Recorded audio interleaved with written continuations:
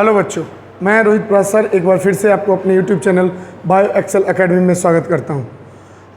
आज का जो बच्चों हम लोग कर रहे हैं क्लास 9th का जो एक बहुत इंपॉर्टेंट चैप्टर है क्लास 9th के लिए, 11th के लिए, और उसके साथ साथ अगर हम लोग बात करें तो ये कंप्लीट इसके बाद 11th के साथ साथ नीट के लिए भी ये चैप्टर इंपॉर्टेंट है। तो आज हम लोग एकदम बेसिक से स्टार्ट करेंगे। जो आपका कंप्लीट यहाँ पर जो पार्ट है, हम लोग अगर उसकी बात करते हैं बच्चों, तो आज हम लोग जो स्टार्ट करने वाले हैं वो चैप्टर होगा हमारा सेल स्ट्रक्चर एंड फंक्शन। हम लोग जो आज करेंगे वो क्या करेंगे, सेल का बेसिक डिफरेंस करेंगे कि सेल क्या होता है, डिफिनेशन जानेंगे, डिस्कवरी ऑफ द सेल किसने किया, किन्होंने किया डिस्कवरी ऑफ द सेल वो जानेंगे, सेल आखिरकार आया कहाँ से वो चीज़ें हम लोग जानेंगे। तो सबसे पहले सेल की अगर बात करते हैं बच्चों, तो सेल में क्या कहता है कि cell is the basic structural and functional unit of life. Cell क्या है, basic structural functional and biological unit of life है। यानी कि सेल जो कंप्लीट अगर बात कर रहे हैं सेल का, तो सेल कार्यात्मक, रचनात्मक और संरचनात्मक इकाई होता है। मतलब सेल एक बेसिक स्ट्रक्चरल है, फंक्शनल है और जेनेटिकल यूनिट ऑफ लाइफ होता है। अगर इसके लैटिन मीनिंग की बात करते हैं बच्चों, तो सेल का मतलब लैटिन सेल का जो लैटिन मीनिंग है वो क्या कहता है, लैटिन मीनिंग है अ स्मॉल रूम। सेल का मतलब होता है अ स्मॉल रूम।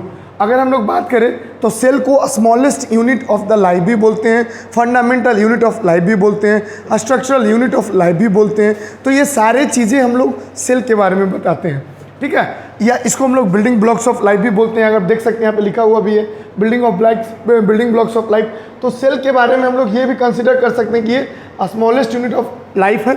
उसके साथ साथ ये क्या कर रहा है, कंप्लीट रेप्लिकेट इंडिपेंडेंटली। मतलब क्या, इसको अपने डिवीजन के लिए, सेल को किसी भी पार्टिकुलर सेल्स को डिवीजन करने के लिए किसी और चीज़ की कोई आवश्यकता नहीं होती है। ओके, सो नेक्स्ट अगर हम लोग बात करते हैं तो नेक्स्ट आता है आपका discovery of cell. Discovery of the cells की बात करते हैं बच्चों, तो इसमें क्या बताता है कि सबसे पहले अगर आपको ये डायग्राम क्लियरली दिख रहा होगा तो this is the diagram of Robert Hooke. ये रॉबर्ट हुक का डायग्राम है जो कि 1665 का है।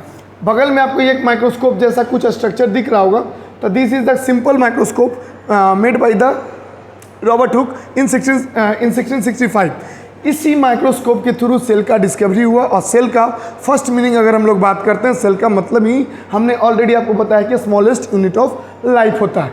तो डिस्कवरी ऑफ द सेल में बताते हैं तो हुक, यानी discovery of the cell is called discovery of the cell. जो डिस्कवरी किया गया था सेल का, वो कंप्लीट रॉबर्ट हुक के द्वारा किया गया था।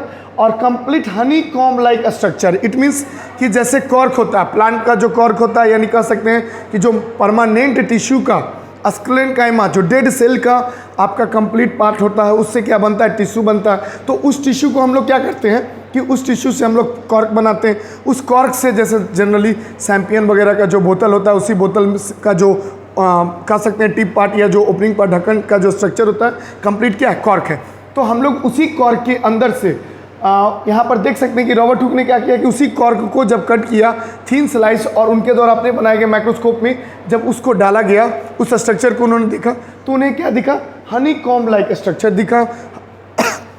हनी कॉम मीन्स क्या कहता है, कंप्लीट मधुमक्खी के छत्ते के जैसा कंप्लीट एक स्ट्रक्चर दिखा। और इसकी अगर नेक्स्ट टू द पॉइंट बात करते हैं तो सेपरेटेड, और वो सारे सेल्स, सारे बॉक्सेस क्या थे, एक दूसरे से सेपरेटेड थे by a box, separated from the other by the partition और अ वाल। सिंपली वहाँ पे वाल प्रेजेंट था, जो एक बॉक्स दूसरे बॉक्स से सिंपल वाल के थ्रू वो सेपरेटेड थे, ठीक है।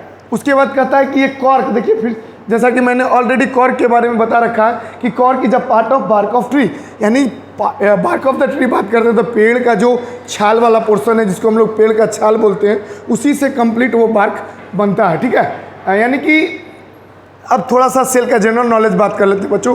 तो cell, study of cell is called a cytology. जो सेल की स्टडी होती है उसे हम लोग क्या बोलते हैं, साइटोलॉजी बोलते हैं। And the person who study about the cell is called cytologist. जो पर्सन सेल के बारे में स्टडी करते हैं उनको हम लोग क्या बोलते हैं, साइटोलॉजिस्ट बोलते हैं। और जो स्टडी होता है सेल का, उसको साइटोलॉजी बोलते हैं। CCMB centre for sale and molecular biology, जो हैदराबाद में है, जनरली सेल से जुड़े सारे रिसर्च के बारे में वहीं पे स्टडी होती है, ठीक है।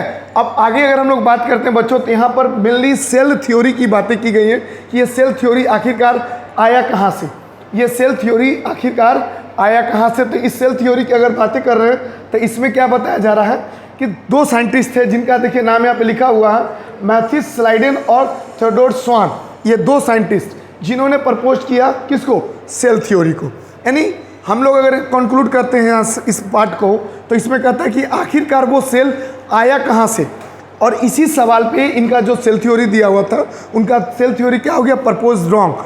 जो सेल थ्योरी उनके द्वारा दिया गया था उस सेल थ्योरी को कंप्लीट गलत बताया गया। जैसे अगर सिंपली बात किया जाए तो जितने भी लिविंग सेल हैं वो सभी किसी न किसी सेल्स के थ्रू ही बने हुए होते हैं। अगर हम लोग प्लांट सेल की बात करते हैं, तो अगर हम लोग प्लांट की बात करते हैं या प्लांट प्रोडक्ट की बात करते हैं, तो प्लांट सेल से बने होंगे या उनके प्रोडक्ट से बने हुए होंगे। अगर एनिमल की बात करते हैं तो वो एनिमल सेल्स के बने हुए होंगे, और नहीं तो उनके प्रोडक्ट्स के बने हुए होंगे। लेकिन सबसे बड़ा सवाल यहाँ उठता है कि आखिरकार वो सेल आया कहाँ से। तो इस सवाल के जवाब पर मैथ्यू स्लाइडेन और थियोडोर स्वान दोनों के दोनों फेल कर जाते हैं। तो लेटर ऑन बाद में एक और साइंटिस्ट आए जिनका नाम था रॉबर्ट विर्को। उन्होंने बताया ओमनी सेलुला ई सेलुली, it means every cells arises from pre existing cell. अपने बच्चों अक्सर सुना होगा कि पहले अंडा आया कि पहले मुर्गी आई। तो ये सवाल भी बिल्कुल उसी तरीके से है कि पहले आखिरकार सबसे पहला सेल कौन आया। तो जैसे कि वहाँ पे हम लोग कंक्लूड करते हैं कि पहले अंडा आया, उसी तरीके से जो पहला सेल था, पहले से कोई सेल होगा, उसी सेल से नया कोई सेल आया। It means every cells arises from pre existing cells. Later on बाद में इस सेल थ्योरी को मॉडिफाई किया गया। जैसे देखिए पहले क्या बताएगा कि all living organism are made up of cell, जितने भी लिविंग ऑर्गेनिज्म है सब के सब सेल्स के बने हुए हैं। सेल बेसिक स्ट्रक्चरल यूनिट है, फंक्शनल यूनिट है किसी भी लिविंग ऑर्गेनिज्म का। और यहाँ पर देखिए एक पॉइंट और ये जो ऐड किया गया बच्चों, जिस पॉइंट को मैं कंप्लीट अलग बता रहा हूँ, देखिए इस पॉइंट को जो मैं कंप्लीट अलग बता रहा हूँ, जिसको मैंने सर्कल किया है कि all cells are born out of pre existing cells through cell division. मतलब जितने भी सेल्स थे सारे सेल्स पहले से कोई सेल्स होगा, उसी से ये नए सेल्स क्या करते हैं, बॉर्न करते हैं। This theory was given by what, इसी को हम लोग कहते हैं ओमनिस सेलुला ई सेलुली। इसका मतलब ये हुआ कि जितने भी सेल्स थे सारे सेल्स पहले से कोई सेल्स था, उसी से ये सारे नए सेल्स क्या करते हैं, ग्रो करते हैं। ठीक है, चलिए इसके बाद हम लोग आगे बढ़ते हैं। नेक्स्ट पार्ट में क्या है, नेक्स्ट पार्ट में हम लोग सिंपली यूनिसेलुलर ऑर्गेनिज्म के बारे में जान रहे हैं कि यूनिसेलुलर ऑर्गेनिज्म होता क्या है। तो यूनिसेलुलर ऑर्गेनिज्म के बारे में कहता है कि organism which are made up of single cell. जो ऑर्गेनिज्म किससे बने हुए होते हैं, सिंगल सेल से, जैसे कि अमीबा और पैरामीशियम।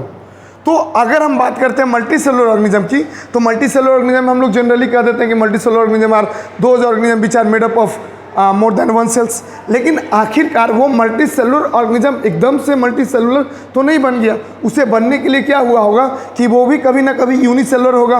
वो किसी हियरकी को फॉलो किया होगा, पहले सेल आया, फिर सारा कुछ मिला तो टिश्यू बना, फिर आया तो ऑर्गन हो गया, फिर इंडिविजुअल हो गया, फिर ऑर्गेनिज्म हो गया। तो इस पैटर्न को, इस हियरकी को वो कंप्लीट फॉलो करते चला गया। तो मल्टी सेलुलर ऑर्गेनिज्म के बारे में भी अगर बात करते हैं तो क्या लिखता है, start their life as a single cell. यानी कोई भी मल्टी सेलुलर ऑर्गेनिज्म है, मैं आप हो या कोई बिल्ली हो या कोई गधा हो या डॉग हो, तो ये सारे ऑर्गेनिज्म कहीं ना कहीं वो अपनी लाइफ को स्टार्ट भी किए थे तो simply as a part of what, single cell.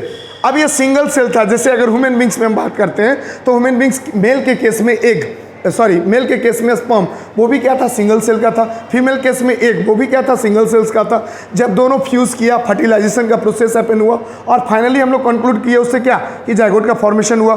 तो जायगोट, पहले स्पर्म हैप्लॉइड था, एग हैप्लॉइड था, जब जायगोट बना तो वो डिप्लॉइड हो गया। मतलब एन मिले तो 2n हो गया, 2n से 4n and later on sale division goes on, और सारे सेल डिवीजन के स्टेप्स बनते चले गए और फाइनली इसके बाद क्या हुआ, कंप्लीट एक ऑर्गेनिज्म का डेवलपमेंट हुआ। तो हम लोग यहाँ से क्या कंक्लूड किए कि कहीं ना कहीं कोई भी मल्टी सेलुलर ऑर्गेनिज्म था तो वो क्या किया, कंप्लीट अपने लाइफ को एज अ सिंगल सेल ही स्टार्ट किया था।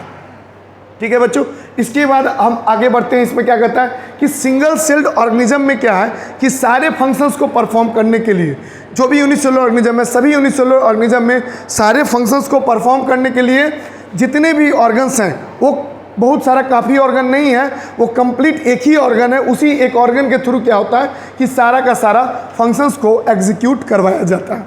लेकिन मल्टी सेलुलर ऑर्गेनिज्म की बात करते हैं बच्चों, तो मल्टी सेलुलर ऑर्गेनिज्म में क्या होता है कि उस सारे फंक्शंस को करने के लिए मल्टी सेल ऑर्गेनल्स होते हैं। जैसे एक बार में आप कंप्यूटर में क्या कर सकते हैं, एक बार कंप्यूटर में आप गूगल भी खोल लिए हैं तो गूगल में बहुत सारा काम कर रहे हैं, मल्टीपल टैब्स पे काम कर रहे हैं। एक तरफ से प्रिंटिंग भी हो रहा है, एक तरफ से डाउनलोडिंग भी हो रहा है। उसी प्रकार से अगर हम ह्यूमन बींग्स की बात करते हैं तो ह्यूमन बींग्स में रिस्पायरेशन भी हो रहा है, सर्कुलेशन भी हो रहा है, एक्सक्रीशन भी हो रहा है, डाइजेशन भी हो रहा है, नर्वस कंट्रोल एंड कोऑर्डिनेशन भी हो रहा है। तो ये सारे फंक्शंस एक साथ परफॉर्म किए जा रहे हैं। तो this is the features of division of labour. हम लोग कंक्लूड कर सकते हैं कि ये क्या डिवीजन ऑफ लेबर है। तो मल्टी फंक्शंस करने के लिए मल्टी सेलुलर ऑर्गेनिज्म में मल्टी फंक्शन करने के लिए मल्टी सेलुलर ऑर्गेनिज्म में कहीं ना कहीं किस चीज़ की आवश्यकता होगी? वो आवश्यक होगा डिवीजन ऑफ लेबर। कहीं ना कहीं आवश्यकता होगी डिवीजन ऑफ लेबर की, यानी कि डिवीजन ऑफ लेबर रहेगा तो वो मल्टी फंक्शनल होगा। It means injection of and digestion of the food कर सकता है, रिस्पायरेशन वो कर सकता है, एक्सक्रीशन कर सकते हैं, रिप्रोडक्शन कर सकते हैं, और लास्टली अगर हम लोग बात करते हैं तो ग्रोथ कर सकते हैं। तो बच्चों इसके साथ हमारा आज का क्लास मैं कंक्लूड कर रहा हूँ। इसके बाद नेक्स्ट पार्ट हमारा शेप ऑफ द सेल्स होगा। तो हाँ, अगले वीडियो के लिए आप हमारे चैनल पे बने रहिए, और अगर आप नए हैं तो हमारे वीडियो को ज़रूर लाइक कीजिए, कमेंट कीजिए और सब्सक्राइब करना बिल्कुल नहीं भूलें। Thank you.